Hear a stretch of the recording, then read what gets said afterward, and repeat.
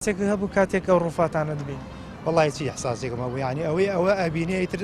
دیکتاتۆری بەعسی بۆ دەرەکەی کە چ ڕژێمێ بۆ چۆن بووە بەڵام ئێستاشنە بەداخەوە کاربەدەستانی خۆمان هیچ هەوڵێ نادەن بۆ بە جینۆساید ناساندنی ئەم ڕژێمەکە ئەم وەزعی بەسەر کووردا هێناوە هەمووی ئەگەڕێتەوە بۆ دەسەڵاتدارانی کورد کە هیچیان نەکرۆ بۆ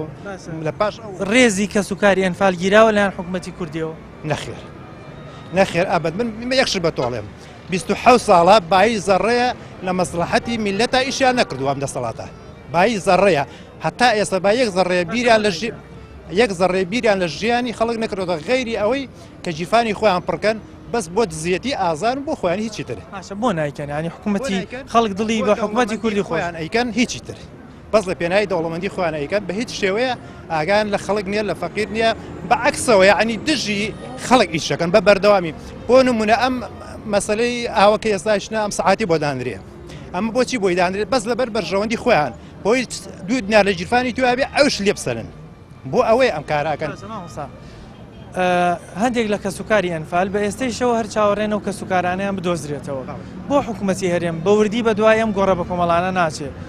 لێکۆڵینەوەی زیاتر ناکە بۆی هەموو ئەو کەسانی کە چاوەڕێن کەسوکارەکان و ڕۆفاتەکان بۆ بێنێتەوە کوردستان سەگەت جوانە حکوومەتی هەرێم چ ئیشی بۆ عیشەیە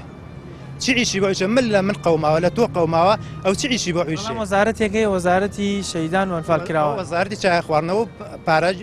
کۆکردنەوە هیچی تر نییە هیچی تر نییە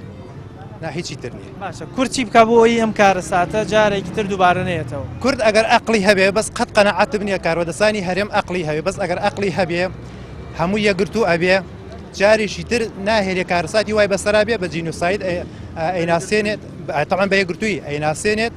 کە بە جینۆساید ناسان خۆی یەکگرتوو بەس بەوە گرە خۆی ئەباتەوە بەڵام کە تۆ پارچە پارچەبی هەر جاری نۆکەری دەوڵەتێکی دراوسێبی ئەمە حاڵتە بێت باشتر نابێت.